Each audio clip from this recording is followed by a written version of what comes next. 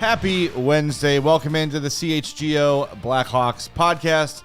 I'm Jay Zawaski here with Greg Boysen and Mario Tirabassi. We are crammed into Studio B. Cram. But who cares? Crammed in here. Oh, got a semi-big news day for July 24th, hockey-wise. Stan Bowman's back. Yep, I said it. Not our problem anymore. We've got some mailbag questions to get to before we wrap up the show. But before we do any of that, do us a favor, as many of you have already done. Thank you very much. Hit that like button and make sure you're already subscribed to our YouTube channel. If you're not, do it now. It's a good time.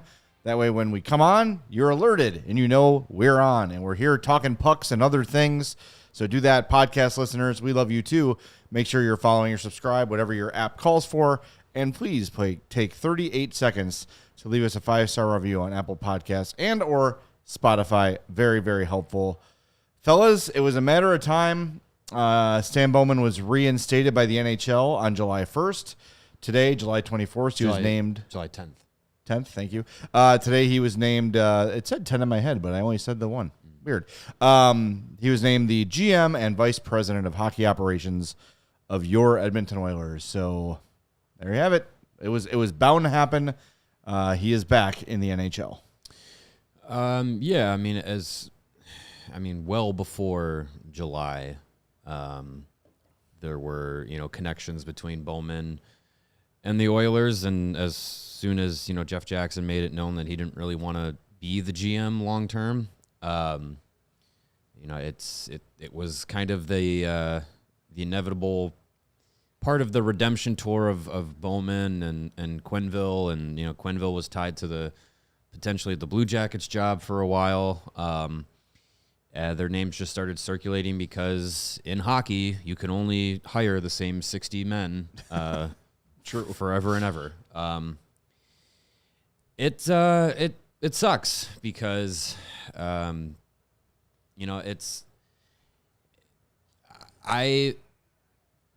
believe in second chances. I believe people should be able to be, redeemed and learn and grow from mistakes, but that doesn't run parallel to getting the exact same opportunities you got before screwing up or making mistakes, especially ones that had the ramifications that Bowman and Quenneville and John McDonough and Al McIsaac and so on and so forth all were tied to. Kyle Beach, John Doe too, another Blackhawks player that was, we don't know. I don't know if we'll ever know who exactly it was, but we're all affected by Brad Aldrich and maybe some that we don't even know. Yep. So it's good to hear Sheldon Kennedy of the Respect Group and hear of, his time working with Stan Bowman, in his, learning about what went wrong, what he did wrong, how to correct it, how to prevent anything like that from happening again in hockey. And, the work that he did, that's wonderful. But I think there's a privilege to working in the NHL. There's a privilege to having the high-paying, highly visible, highly important jobs. And I just don't think that the time off that he got, the time away, is suffice to say, okay, come right back in, get this opportunity with the team that just was one game away from winning the Stanley Cup. Yeah. It's not right. The Oilers are definitely getting their fan base on their ass about it because, we all saw how Stan Bowman ran the Blackhawks once the keys to the Ferrari that he was given in 2009 started to need a little maintenance. Yeah. And he didn't know how to fix the car. And the Oilers are in a spot where they are once again the Ferrari that is eventually going to need maintenance, and you're handing the keys over to Stan Bowman again. Was he the best option out there? I don't think so. Was he the only option out there? I don't think so. Was he the only one that was involved in the Brad Aldrich sexual assault cover-up? Yeah. So I don't know. Good on you, Oilers, for making that move. I hate it. I hate that it's part of hockey culture that we are all unsurprised that something like this happened. I agree. It's not a surprise. I'm sure this deal was signed and put away in a desk drawer since the spring, just waiting for the right time.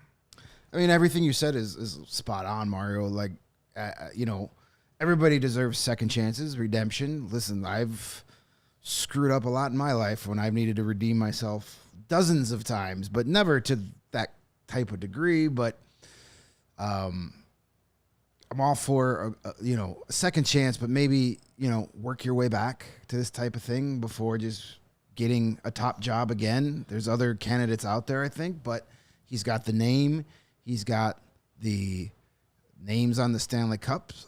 You can argue how much he actually had to do with that. But here he goes again in another situation.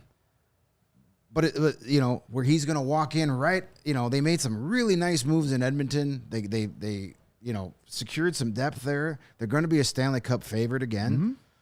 And here he is again. Like, oh, look at me. I get to be a Stanley Cup winning GM again. I'm so great. And then this is what I don't understand. This isn't a move doesn't make a whole lot of sense for the Oilers if they paid any attention to what happened after the Stanley Cups. Yep. You have Leon Draisaitl and you have Connor McDavid, two of the best players in the world.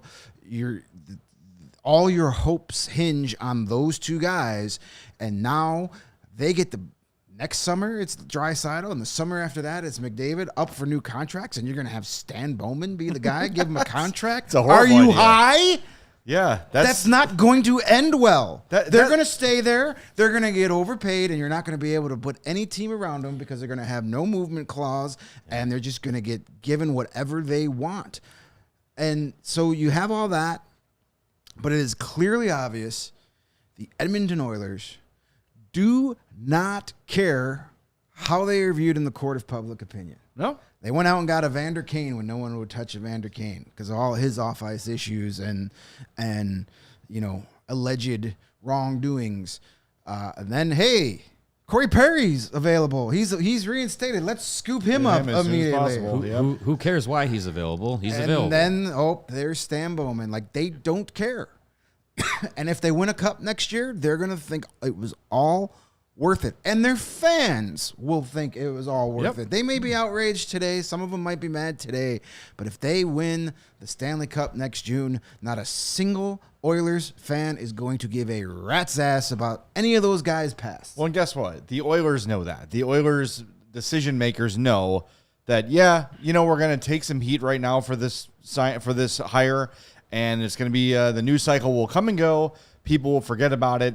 And if we win the Stanley Cup, then everyone's going to forgive it and forget it. And who cares? And then maybe Stan Bowman lifts the Stanley Cup on the ice after the Oilers win. And people go, ooh, I forgot about that. Gross. And then there's another 5 minutes of outrage. And then the party is on in Edmonton. And they know that. They know that most people don't care, that most fans ultimately don't care as long as their team does well.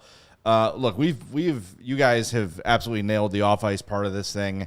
My whole thought was, look, if you're going to bring him back in, ease him in like the Blackhawks did after Joel Quenneville's DUI. They brought him in as like a special senior advisor, and then they let the dust settle a little bit. And then as soon as Dennis Savard struggled, they're like, boom, Q's in. Yeah. Look how we did that. You could do the same thing with Stan Bowman and bring him in as a special advisor. Dip your toe in that water. Exactly. You don't have to give him the highest hockey ops job of your organization right off the bat. But like, the point remains, like, you look at the Oilers cap situation, this is the guy you're hiring to maintain a champion? That is the worst thing of all the things Stan Bowman did. That was, okay, maybe second worst. His first worst was rushing prospects. His second worst was keeping and maintaining a championship roster. And yeah, he did okay for a while, balancing the cap, and because you had a team that was just so damn good that you were just kind of tweaking here and there. But when guys started falling off, Duncan Keith, Brent Seabrook, to a lesser extent, Taves and Kane started not being exactly as great as they used to be. He had no clue what to do. The cap was mismanaged. He couldn't wait to trade Artemi Panarin for Brandon Saad. Yeah, there was in 2 years a salary situation. Fine, deal with it then. figure it out. You have to give up Teuvo Teravainen to make up for your Brian Bickle mistake.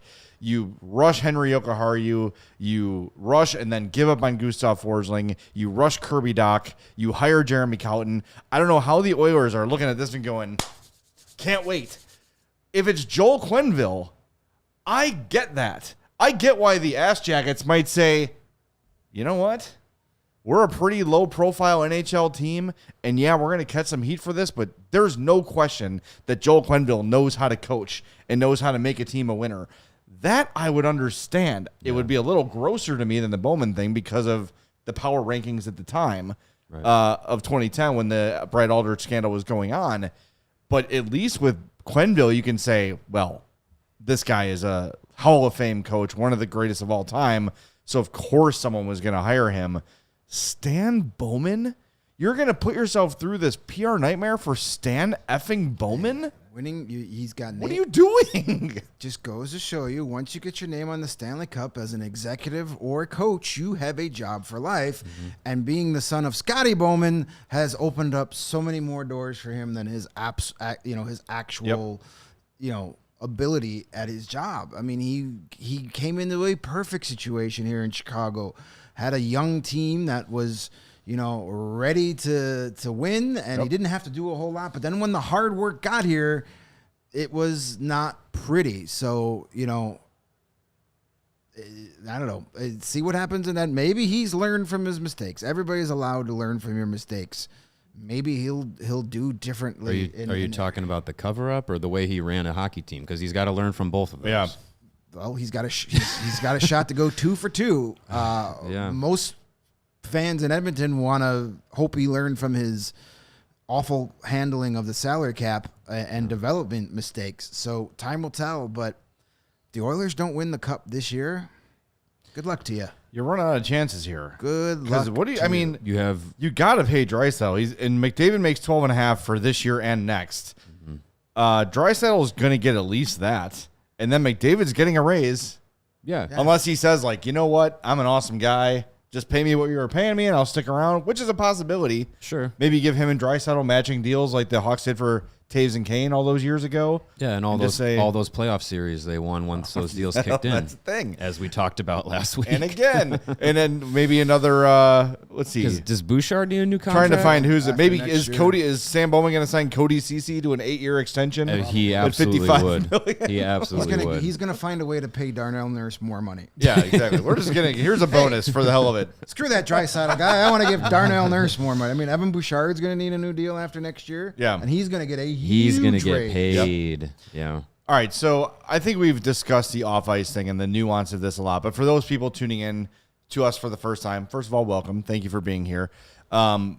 There's a little bit of nuance to the way things operated during that time under John McDonough, where John McDonough ran the Blackhawks like the mafia, and he was the kingpin. He was the guy at the top, and if something came up, he would say, "I will handle it. Go do your stuff." Right. And that's how the team ran, for things we knew about, for things we didn't know about. That's how the team operated all the time. So while it's not as black and white as Stan Bowman covered up the Brad Aldrich scandal, it's not that simple. I think what we're saying is there needs to be a deeper consequence than 3 years until you're able to be a GM again. The worst thing about this whole scandal, besides obviously the sexual assault and the allowing a predator to continue, all that stuff, is the guy that is, to me, most responsible for the cover-up, John McDonough, got to just walk away and disappear. Nobody's heard from him, and nobody screams and yells about where's his consequences because he got none. None. Zero. Well, I guess it's a good time as any to enter the break zone. Yes. We'll be back with your mailbag questions here in a second. But first, Mario's going to tell you about Indeed. Indeed, I am. And you know what? We're talking about hiring a GM. I think the Oilers might have benefited from a much more deeper search. Yeah, Indeed would have flagged that. Hire. Indeed would have, that they would have flagged that resume and said there's some red flags on this one. But Unfortunately for the Oilers, they probably didn't use Indeed. But Indeed is there for you because they are driven by the search for better. And when it comes to hiring, the best way to search for a candidate isn't to search at all. No, it is to match, and to match with Indeed. If you need to hire, you need Indeed because they are your matching and hiring platform with over 350 million global visitors to their website, according to Indeed's internal data, and a matching engine that helps you find quality candidates fast, so you can ditch the busy work and use Indeed for scheduling, screening, and messaging so that you can connect with your candidates faster.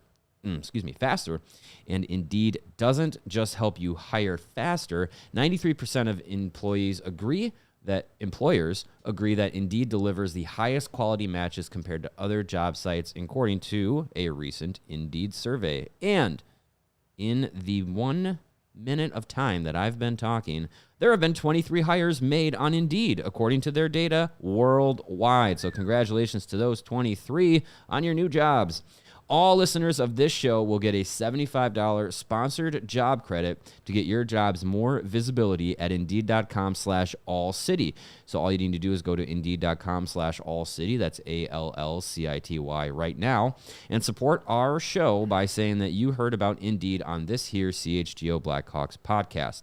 Again, Indeed.com/AllCity. Terms and conditions apply. Need to hire? You need Indeed.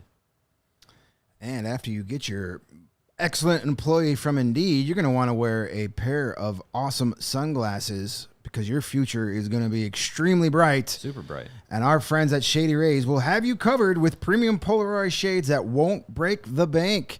Shady Rays is an independent sunglasses company offering a world-class product rated 5 stars by over 300,000 people. Their shades have durable frames and crystal clear optics, making them the perfect choice for all your outdoor adventures. They have hundreds of options to choose from, so you're going to find the perfect pair to match your unique style. I love my Shady Rays. I've been wearing them for years and years and years. The clarity, coming out of those lenses, I feel naked when I don't have them. Even if the sun's not out, I have to have my Shady Rays on, or else I feel like I'm not seeing things perfectly. Plus, if your shades ever go missing or take an unexpected hit, don't sweat it. They have the most insane protection in all of eyewear. Every pair is backed by lost or broken replacements. If you don't love your shades, but you're going to, but just in case you don't, you can exchange them for a new pair or return worry-free within 30 days. There's absolutely no risk when you shop at Shady Rays. And exclusively for our wonderful, good-looking, intelligent listeners, Shady Rays, well, you're not a listener, you're a host. Shady Rays is giving out their best deal of the season. Head to ShadyRays.com, use the promo code CHGO at checkout, and you're going to get 35% off your Polaroid sunglasses so you could try for yourself the shades rated 5 stars by over 300,000 people. A lot of people. Damn, that's a lot of people. I see we got some super chats here we got to get to before we get to the mailbag. Ralph J. Double says, dipping. Bowman sucks, but a lot of revisionist history today. Lots of talk on Twitter about how Bowman shouldn't get credit for the cups, which is just bonkers. You don't just stumble upon 3 cups because you have a core.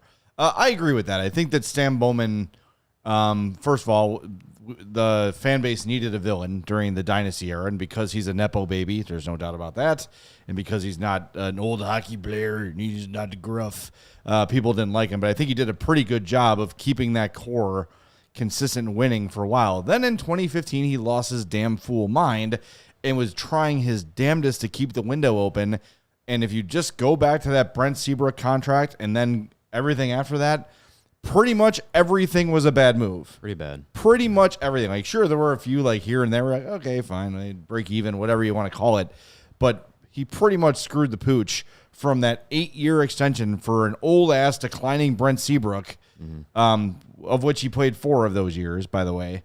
And they've been having to pay part of that deal for the last few. It's just he lost his mind. And I think he should get some credit for maintaining it. Like, he did go out and acquire Antoine Vermette. He was a guy who saw something in Michael Handzus when really nobody else did. The Brad Richards signing was a really good move. He brought in Artemi Panarin. He found Antti Niemi. Johnny Oduya was not. Maybe Niemi was talent, but whatever. Yeah. Oduya it was a great move. Like, there were a lot of things he did that really, really helped the Blackhawks, but it's a what have you done for me lately business, and what the hell has Stan Bowman done in the last 9 years that gives you any faith that he's ready to take the Edmonton Oilers with two of the biggest stars in hockey coming up on contracts in the next 2 years. What makes you think that that's the dude that's going to get them sustained victory and maintaining their window to win? That's the last guy I would hire to do that. Cannot wait for the Zach Hyman for Brandon Saad trade. It's coming. Saad is like right now on Fanatics, like Edmonton Oilers gear. I mean, yeah, and I'm not one of these people that think Bowman deserves no credit for the Stanley Cup runs. Sure, I'm also on board that Dale Talent gets way too much credit than he did because, yeah, he drafted Patrick Kane #1, and he had Jonathan Toews fall into his lap. He's also the guy that drafted Cam Barker 3rd overall. Mike Smith drafted a lot of those guys. Even Bob Pulford drafted a couple of guys that were part of that. So Keith it was and Seabrook. it was no, that was Smith. That was Smith. I think Brower and Boysen right? were Bob Pulford picks. Yeah. So like it was a conglomerate effort to build that core. Stan Bowman did a really nice job for 6 seasons in tinkering and doing what he can. Managed the very good roster that he And inherited then- as the top person in the front Then things office. went bad. We're still waiting to win our first real playoff series since the 2015 Cup final. Yeah. And it's It'll a be, ways away. 10 months, 9 months. I'll be all right. Hell yeah. All right. Yeah, I'll take that. like there is something to be said of the small moves that he made that did make an impact. I will say though, in 2013, 14, 15, Chicago was a very easy destination for a free agent to be like, yeah, I'll go play there. Yeah, I mean, did they just win the Stanley Cup? Were they just one game away from playing for back-to-back cups? Did they just win their 3rd in 6 years? I'll go play there. Like that's it.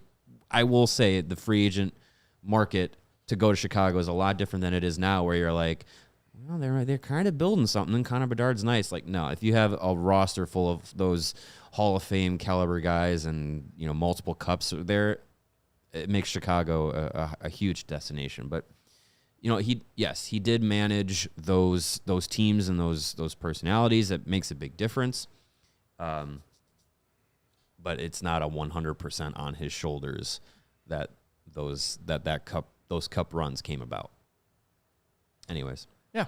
Is this the last we ever speak about Stan Bowman? Until he makes a really brutal trade with the Blackhawks that helps us. Until he trades for Seth Jones. Right. We're renaming the jar. Yes. We need a new Ceremony. a new jar cause. We're taking it out. Is it the Bring Back Kane jar? And I'm hoping that. We're not going to say that though. I We think need that something we're gonna say. that ship has sailed too. Yeah, I think so. I hope most people have understood. All right, we got got to come up with a new jar cause. Brian Lowe threw us $1 and Someone's robbed us. Yeah. There used to be folding money in this jar. Well, we did buy pizza once. We had money in the jar. Cody Del Mendo has a scooter. Cut to Cody stole the money. I don't know. That sales guy Jim is always walking in with a new CHGO shirt. I'm thinking he's helping himself. He's got to do something. Brian Lowe threw us $1. Thank you, Brian. There was no comment, but I'll throw this one on there. Hiring Stan Bowman, in my opinion, officially closed the Cup window in Edmonton for McDavid. Yeah, they got a pretty good shot this year. Yeah. It's probably the best team they've had so far, to be honest with you. They have almost the exact same team coming back from last year, which was one win away from a cup. Like, they're going to be fine this year. It's all what happens after. What happens at the deadline? What happens in free agency next summer? Like, that is where the worry is. Everything going into this season is like, this is what we're rolling with. Yep. And it's not a bad team to roll with, but what happens after? Hey, maybe this is the time to pick up the phone and say, hey, Stan, you really love Lucas Reichel. Yeah. He looks great in blue and orange. Sure does. How about Zach Hyman for Lucas Reichel Yeah. straight up? Who says no? 1 for 1. I don't know. Bowman wouldn't. Cricket says it should be the Seth Jones jar. All right, I like that idea. That's Bill quite a vague jar. Says make it the no Demidov jar. Oh, yeah. That one has died down and probably won't pick up for another year or two, depending on how those guys do. Yeah. We'll think of something. Something will annoy us between now and the start of the season. We will. I'm The sure. salesman Jim jar. Yeah. When he annoys us, we throw $1 in. Yeah. I'm sure we'll I wanna we'll have keep my something paycheck. between now For a and bad October thought. 8th. Every time Jim has a bad bad thought. We fill the jar. All right. We'll be buying a Lamborghini in months. Can't wait. Okay, so we get into the mailbag? Yeah, let's do it. Yeah. Let's get into. All right, well. Enough it happy is stuff. Mailbag Monday on a Wednesday. So let's go back to the mailbag, and we have leftovers from the leftovers. Discord. That's how far we've gone here. Okay, this is from Arnithus.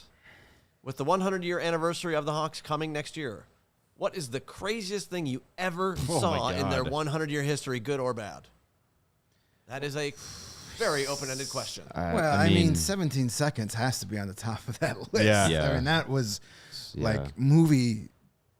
That was script a, type yeah. things, That was a, like- a Disney finish to a game. Yeah, like you can't even do that on like NHL 24 in rookie mode if you wanted to. Like, that was the fact that happened was pretty was pretty crazy. So that's definitely on the top of the list.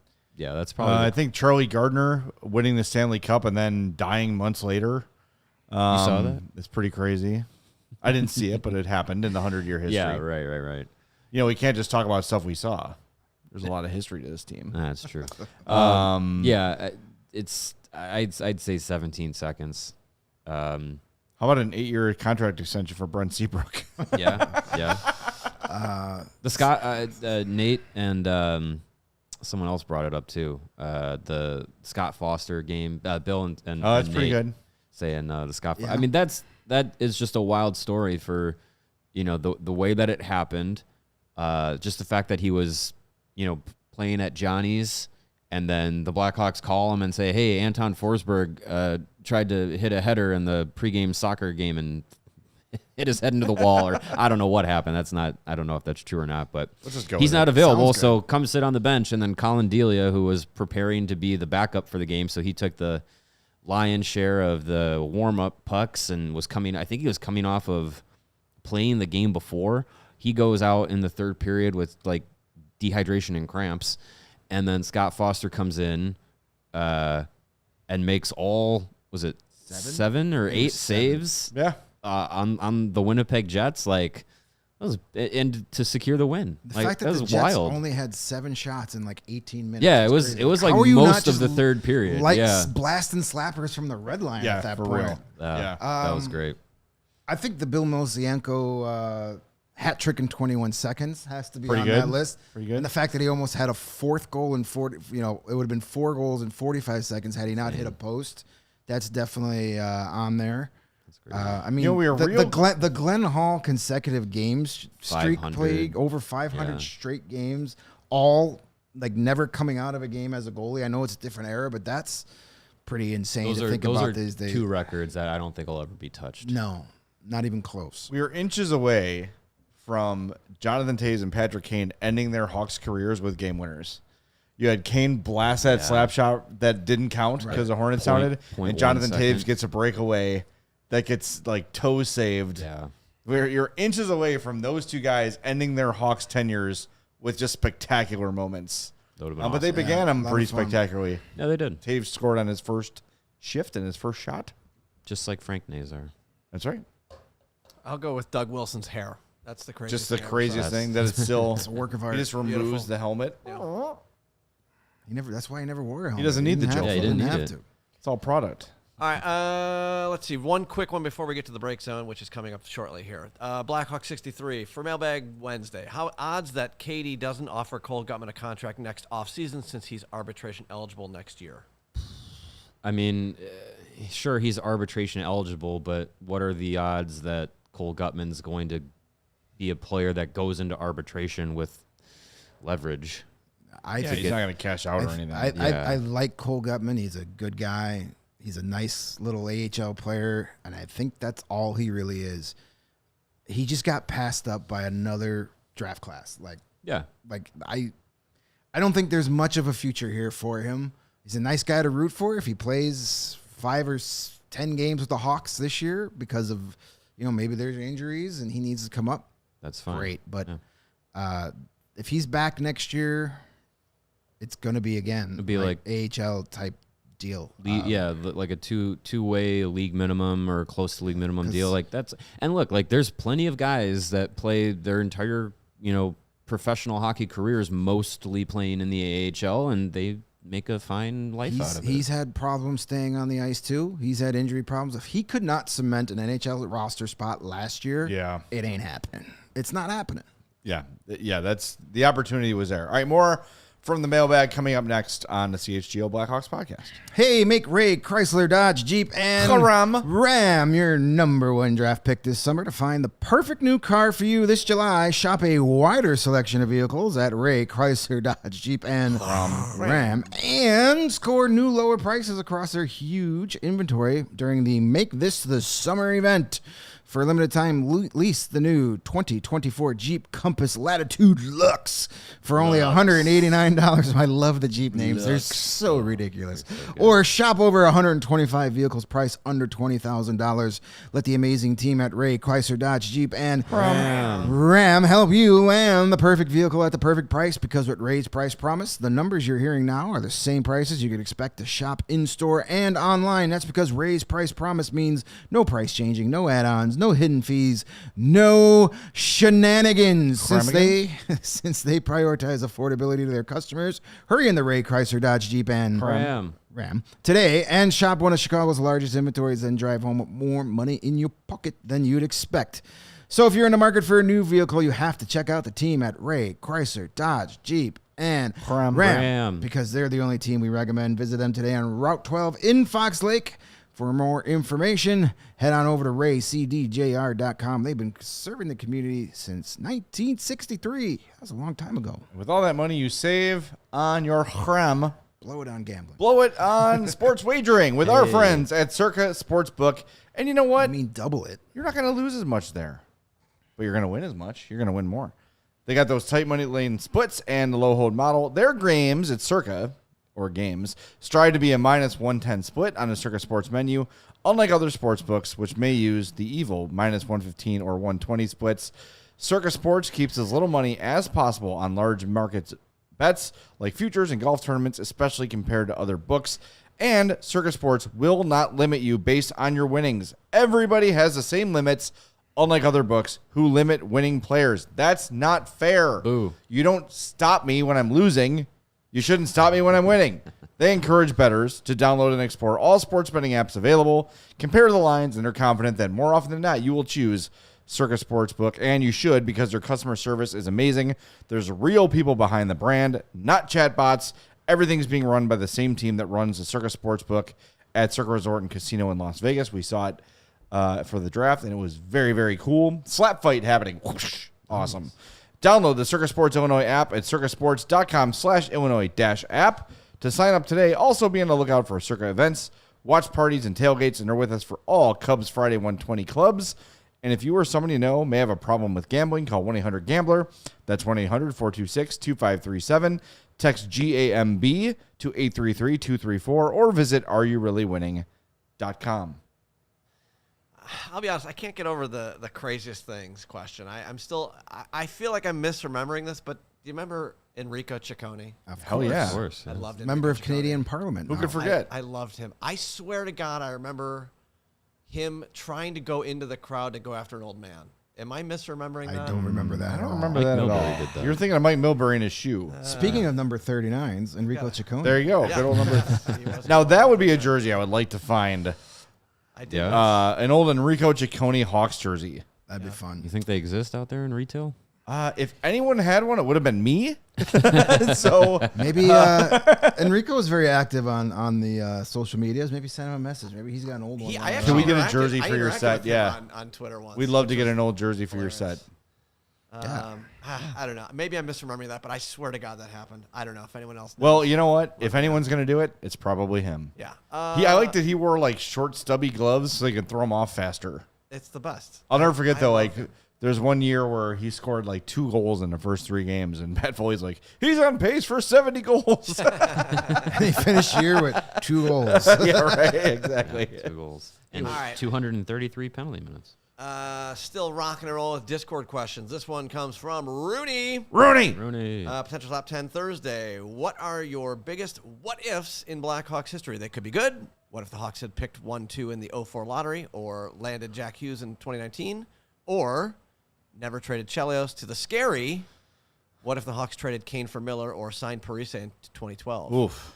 A lot of good and bad there. Boy, there's a lot there. What if Nicoletti's ass hadn't scored a goal for the Kings? Yeah. What if they don't win Game 5 against Nashville? That's a huge one. Yeah, so many what ifs. I mean, what if they win in 14? Do they have enough in the tank to win in 15? I mean, Or do they keep the Rangers were a road bump. does that off season play out in a way that the 2015 team is built the same way? Like, do they go and get Brad Richards? I don't know. That's one that I always, because it's recent and everyone is always just like, oh, if they beat the Kings, they could win 3 in a row. I'm like, they play a Stanley Cup final series the way that we over the years have learned how beat up that 2014 team actually was at that point. I don't know.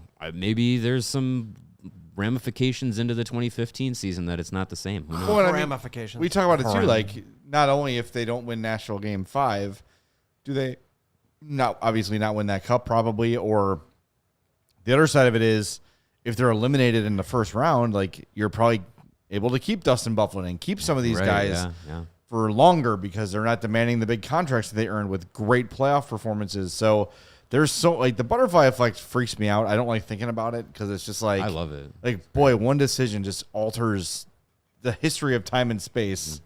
Yeah. Like it's just wild to think. What if the Pittsburgh Penguins take, or what if the Take take Taves at 2, or the St. Louis Blues take Jonathan Taves number 1? They might not have a single cup. Mm-hmm. Not if Pittsburgh takes them, because then your top 3 centers are Crosby, Malkin Malkin, and They Taves. win 10 cups in a row. Holy crap. Yeah, Imagine that. it's scary to think of. Even when you think about in your personal life. Like, boy, had I not gone to that party, I never meet my wife, and my daughter's never born. Boy, and if like, my great-grandfather holy cow. never joined the Navy, he never would have met my great-grandmother, and like all that kind of stuff. Yeah, crazy, it's crazy wild. stuff. Another good Hawks one is, what if they don't blow that lead in Game 1 of the Stanley Cup Final in 1992? Oh, Yeah. God damn, 92. I mean, it was that first game was right there for the taking, and they blew that, and they never bounced back. For those that don't remember, the Hawks had a 3-0 lead and then a 4-1 lead midway through the second period, and lost 5-4 Oh, man. with the game-winning goal scored on a power play by Mario Lemieux with just 13 seconds left in regulation. I'm pretty sure I've completely blocked that out of my brain. Just you bring it up makes me, it just gives me like bad. Well, Jaromir Jagr did too. Yeah, well, Yeah. He's got a lot more to worry he's about. seen a lot more than I have, so Yeah. I can't blame him. But He, by the way, still plans to play the entire year this year in Clodno. got to Well, sell he tickets. feels crazy. if he thinks that if he retires, that organization's going to fold. That's also very possible. So he's going to play until he literally can't anymore. That's crazy. Surfing had a good one there. What if Dale Talon got those offer sheets out? Yeah. Maybe he never gets fired. What if Dale Talon learned how to use a fax machine? Yikes. Lots of things. Yeah. But again, like those things alter history. Like speaking of fax machines, the Hawks thought they had a free agent deal with Chris Gratton, and if they sign him, they're a little bit better. And maybe the next few years of drafts are not as good, not the same pick. Like, it's all crazy. Mm-hmm. To think about it is terrifying, and I hate What if it. Buddy Robinson doesn't score in Pittsburgh? Right. Right, yeah. Like Connor Bedard's not a Hawk. Connor Bedard is on the Anaheim Ducks Yeah. Yuck. yelling at Trevor Zegers.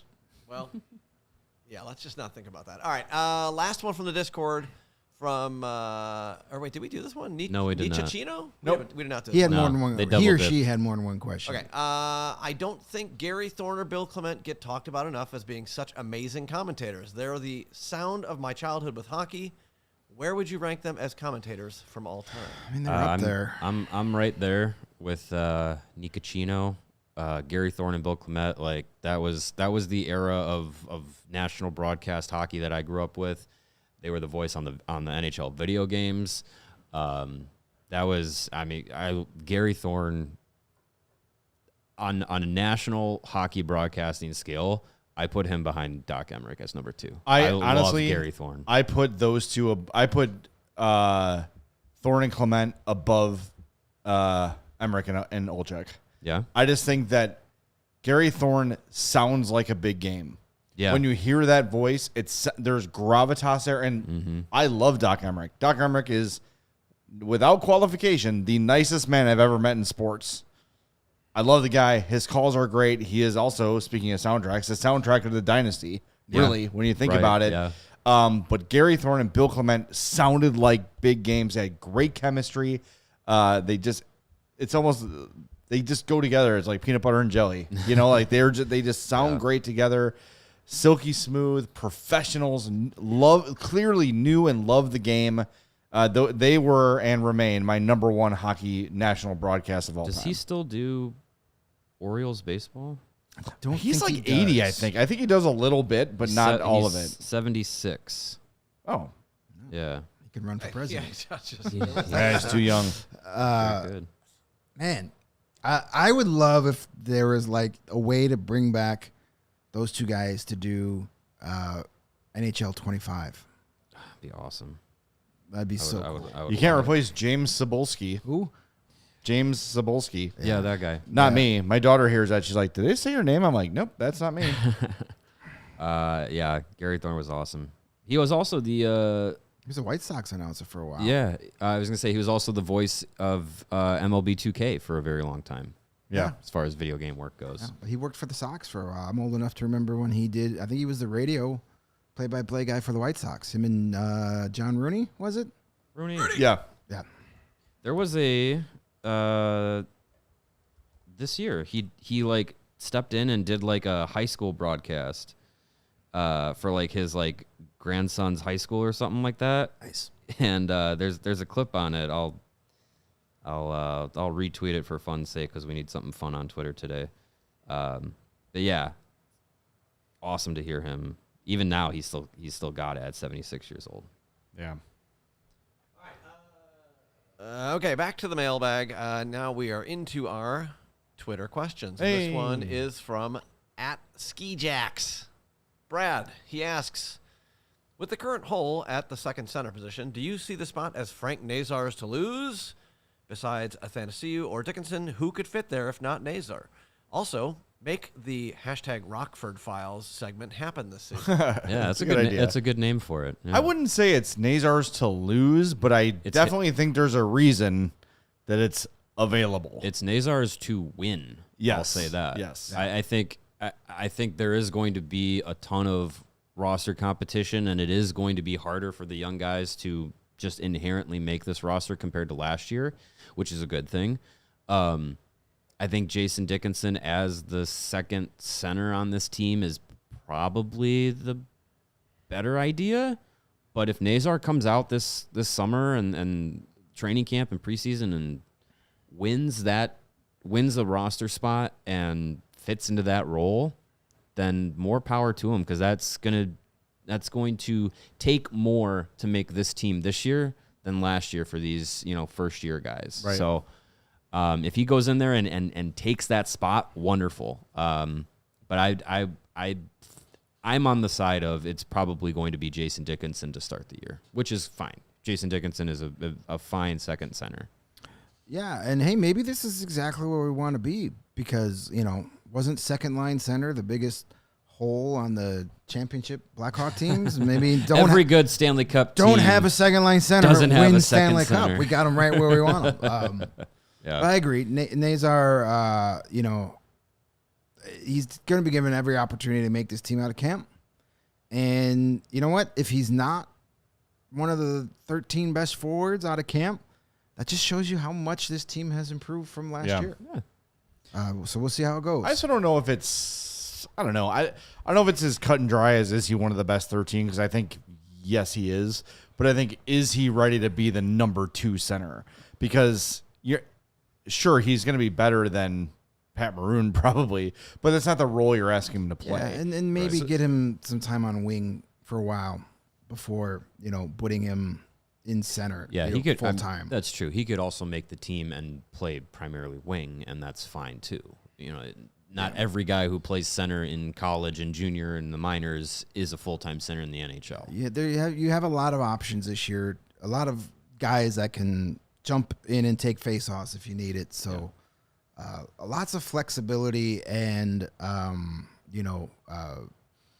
options for Luke Richardson this year. It's going to be really interesting to watch him operate this year, where he has actual roster he can tweak from game to game, as opposed to I have 12 guys who have pulses tonight. You're all playing. Yeah. I did find it interesting though that, and it might just be circumstantial that he may have just been in town and around and willing, but I found it interesting that he was on Hawks social for one of their community events. He was like the Blackhawk representative. Yeah.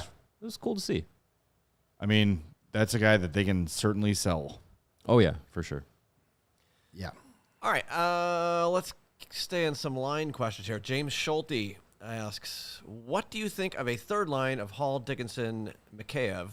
Assuming Lucas Reichel put in the work and continues to do so, I'm wondering about Reichel, Athanasiou, Teuvo on the second, which might leave us with something like the above for our third line. Well, I like that as a third line. Second line, though, I would love to give the Reichel, Athanasiou, Kurashev line an extended They run. played really well together in the past. And they were going to do that last year, and then Kurashev got hurt right before the season started, missed a couple games, and then Athanasiou was hurt, and they never really got that line off the ground. But if Hall, Dickinson, and Mikheyev is your third line, it's a pretty good third line. That's a pretty good third line. I don't think Teuvo Teravainen's here to play in a second line. I think that Teuvo Teravainen is here to be the wing for Connor Bedard. Yeah, I'm fine with that.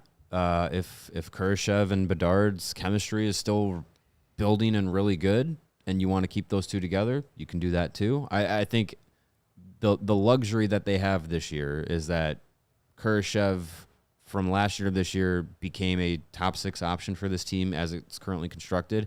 And then you go out and get 2 other top 6 options in Bertuzzi and Teravainen, and you have Hall come back. Like we just said in the last question, there are more than just one set lineup because, these are who we have. It's you have the ability to mix and match and tinker and find out who has, the right game to mix well with each other. And if Teravainen is playing on a second line, I don't think that that's a detriment. I think that just means probably Philip Kurashev is playing really well. Yeah, and I'm always the kind of guy that is I don't get hung up on the numbers of the lines, first, second, third, fourth. If the line is playing good, you throw them out there more. Right. There's the Connor Bedard line, and then there's your second scoring option line. Your third line should be, a good defensive line, but a line that could also score. Mm-hmm. And then your fourth line is your go out there and hit somebody, get the crowd into it. Your energy line, play some good defense. But I don't get hung up on oh my God, Teuvo Teravainen's playing second line. Oh no, what a failure or anything like that. Or, I'm also not have to be able. Kurashev played so well on the first line last year, so he has to be first line this year. Yeah. Find the right combinations. Yeah. And run with them, and they're gonna all get switched around and changed again as the season progresses. Guys go through hot streaks, guys go through cold streaks. You're gonna have some injuries, but Luke Richardson will have a team for the first time since he's been here that he could actually, strategize depending on who he's playing every night. Yeah. And I'm looking forward to it. Can we please fast forward? Thank you. I don't think this is necessarily breaking news as it is right now, but Indeed? Congratulations to Joey, Sammy, and Susie Anderson on becoming a family. Nice. Yeah. Well done. Blackhawks just tweeted out some Blackhawks babies this summer. I knew that Connor Murphy and his wife Christina had their baby, but I've just seen, I believe, Joey and Sammy Anderson had their baby. So Tucker Murphy. Congratulations to Tucker. I can think of George Carlin. Yeah, Tucker Murphy. Sounds like a band. Wow, they're both married to blonde girls with perched on the middle. Crazy. Weird. Who would have thunk it? Joy Rockford. They got the Joy NHL Rockford, wife little cloning baby machine. In Do you want pink nail polish or red? Center part or side part? That's it. Those are your 2 options. The rest, blonde. Okay, back to the mailbag. Alberto Vitale. Do you think it's fair to judge this new regime for the failure to develop Reichel at the NHL level? Or do they get a pass because they didn't draft him? You're kind of correct on both fronts there. I think the progression of Reichel hasn't been what you would have wanted. And I think this group came in with a big emphasis on development of young players, and Reichel not really taking the steps that some other young guys have, alongside him is, that's a little disappointing to see from this group. But also, it is fair to say this isn't a group that maybe necessarily was all in on Lukas Reichel when he was drafted in 2020. That may have been a Stan Bowman, no, I am putting my stamp on this pick, and it's going to be this guy. I don't know for sure, but could be. I remember when that pick was made, that Lukas Reichel was the safer pick. That was the guy that everyone's like, well, we know he's going to be good. He might not be great, but we know he's going to be good. Well, so far we're not so sure. I wouldn't say that like it's been I wouldn't call Lukas Reichel a failure at development. It's too early to call that anyway. Because of one bad NHL season. Yeah, it's not a failure. They gave him, this regime put him in the AHL for essentially 2 full seasons where he was a point per game player. He just has not been able to translate that success to the NHL, and one bad season at the age of 21 does not make a career. So I would not say they have failed to develop him. They have done everything possibly to develop him, and he just hasn't produced. So this year is going to be a big, I want to say make or break, but it might be for Lukas Reichel. We need absolutely something out of him this season. When as we talk about too, like the depth of the lines, and like from the last question, you're trying to like do the puzzle of like, where does Lukas Reichel belong here? And it's kind of like there's not a clear spot. I mean, based on last season, he's kind of out there on his own, kind of adrift. Like he has to he has to play well in training camp in the preseason, and if he makes the team out of camp, he's got to play well right away, because otherwise he's going to get lost in the shuffle. I would say when you're kind of just as we go prospect to prospect, like I think as I was thinking about answering that question, I think about the process, right? Like what was the process the Hawks used in developing Lukas Reichel? And they were patient. They did keep him down in Rockford longer than I think all of us that either are in the comments or hosting the show. We're kind of like, how is he not here already? What are we doing here? He's ready to go. Look at the numbers he's putting up in Rockford. And they were patient, and it still hasn't worked. Now, Anthony Toney points out that starting Reichel at center last season was a mistake. Maybe. You drafted him to be that. It was a season that was basically meaningless, and you wanted to see if he could handle it. He handled it so poorly that they ultimately had to send him down when they were healthy enough to do so. They probably wanted to do it sooner, but couldn't just because of the lack of healthy bodies.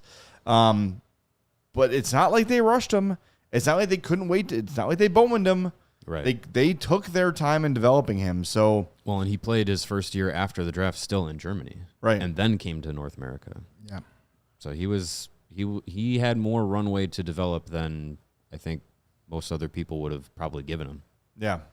I don't know. This is a huge year, though, because if he doesn't show something this year where you're like, okay, he's an NHL player, a middle six NHL player, then he's probably going to be looking for work elsewhere. Well, because he's getting passed up by other young players. Well, yeah. Oliver Moore is closer.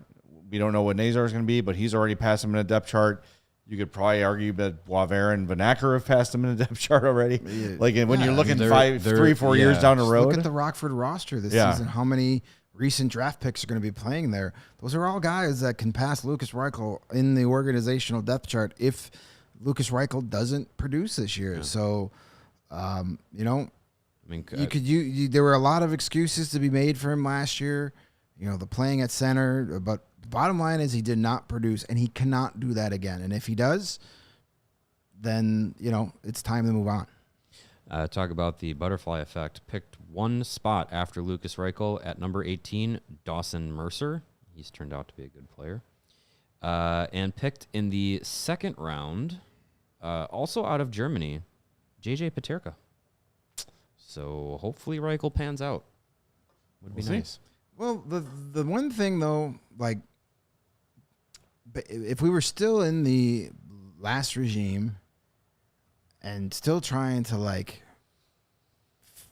fake our way to where this is a contending team, Lukas Reichel not developing is a huge deal But now that you've got this rebuild team, you've got Connor Bedard here, and you've got a lot of these other young players coming up. If he turns out to be a bust, it's not the end of the world because you have other really good young players. He's not to take his He's spot. not like the number 2 or number 1 prospect in your system anymore. So he's maybe not even top 5. And you are going to have guys drafted either by the previous regime or this one that just aren't going to pan out. That's how it goes for every organization. But I do think it is quick to determine a guy who's played 99 NHL games and call him a bust.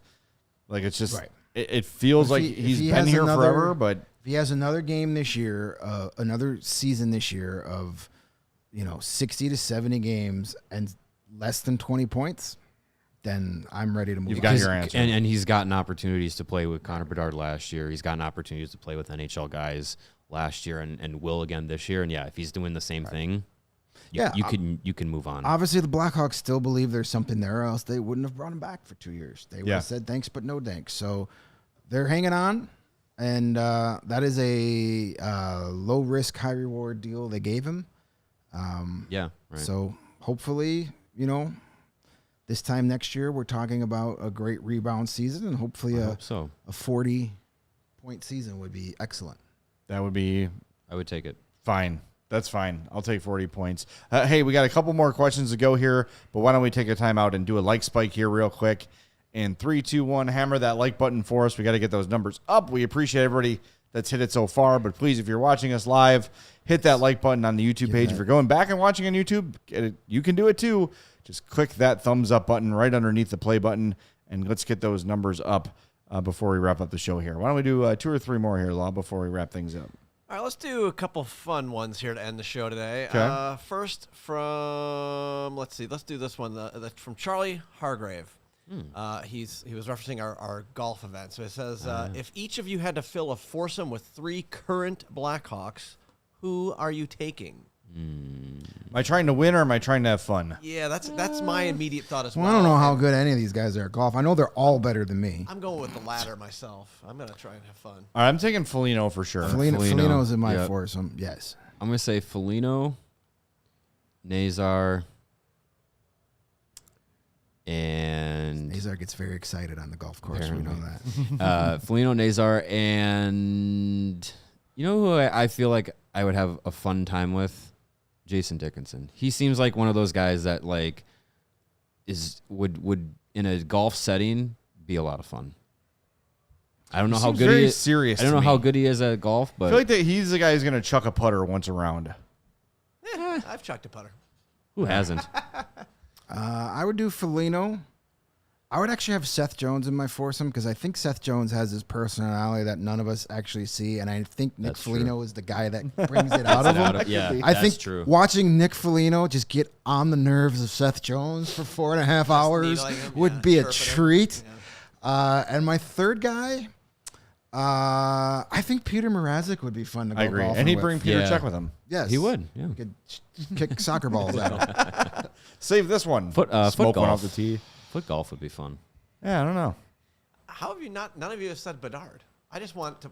He's sit there. boring. I understand that, but if you We get all Foligno, love 98, but Foligno He and won't. Bedard He together. can't drink on the course. He's not going to have a hot dog at the turn. He's never watched a single movie I've seen. He won't We'll get say any of my quotes. good shot, and he'll say, "Oh, I could have done the better." shot of my teammates all really made it happen. I had nothing to do with the shot. Really, All 13 clubs in my bag. I just got to helped me thank make the that people at shot. Callaway for building the club. Really, it's all them. Probably snapped 7 clubs while he was out there. Give me the veterans. I don't know. By the 15th hole, I feel like I could get something out of Bedard. All right, I'm going to go. I officially Foligno, Derek King, and I think Mrazek would be fun. Derek King would be a lot of fun to Yeah. golf with. He would. But he would lose. It would be his fault we lose. Yes. Yeah, sure. You could fire him at the 16th hole. Get out of here, King. Mark Bernard would be fun too.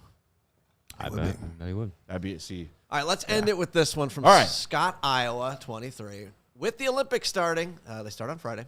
Favorite summer sport to watch, and then favorite winter other than hockey. Would you like Chicago to host? No. No, I don't want Chicago to host the Olympics. I was one of those when all those, like, when they were in the running for 2016, I was for it. I thought it could have been fun. They would have definitely done a lot for the infrastructure of the city. And I would have been one of those people that would have been like, Sure, Olympic athletes, rent my home for 3 weeks. Yeah, that's true. Give me $20,000 and I will go to Europe during the Olympics. There'd just be so much semen all over the whole house. Though. Well, And how is that different? No, they're not sailors. They're Olympic athletes. They're not from the Navy. Yeah, that's true. Not gonna lie, I'm not the biggest fan of the Summer Olympics. I love the Winter Olympics because the Winter Olympics has a lot more Curling. Love curling. a lot more exciting sports. Like there's a lot more dangerous sports in the Winter Olympics than the summer. what's the not bobsled? The Skeleton. luge? Luge. Skeleton. The one The with skeleton is face face forward, first. Yeah. Yeah. Let's go 300 Which miles. seemed like a an hour dare, and down it became ice. an Olympic sport. Yeah. I love the short track speed skating, Yep. where they just like you get like eight men or women on the tiny little they all rink, and they fall just down. Sign Apollo Ono, Bowman. You suck. The winter sport that I enjoy the most is Summer. I'm answering winter okay. first. Other than hockey, is it the I forget the name. It's the one. It's the cross country skiing and biathlon. Oh, yeah, biathlon. with the gun. cross country skiers who were also military snipers for their countries. Yes. Yeah, I that is a fascinating one to watch. That's a great sport to watch on TV. I would never want to watch it up close, just in case the wind's just blowing the shoot wrong right. direction. I mean, curling is the Get my best. earshot. Curling is like Curling's a bar. fun. It's a bar game. Curling's fun. I love that Curling's it's in the fun because it Olympics. looks like something I could actually do. Yeah. Summer I'd fall down immediately. Summer Olympics. The track and field. It's just like watching people run. It's not exciting. It's not super exciting unless like a world record is on the line. Then you're like, oh damn. But I will say, I'm fascinated what Olympic breakdancing is going to look like.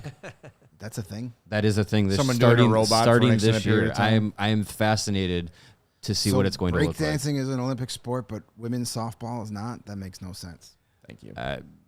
Hey, I'm not on the Olympic It's not committee. 1984. Nobody has breakdanced. Is softball coming back? Breaking Tube Electric Boogaloo. Love it. Great movie. I can't wait to see what it's My going to look like. favorite. I do enjoy some of the summer, but not nearly as much as when I'm a big fan of the diving.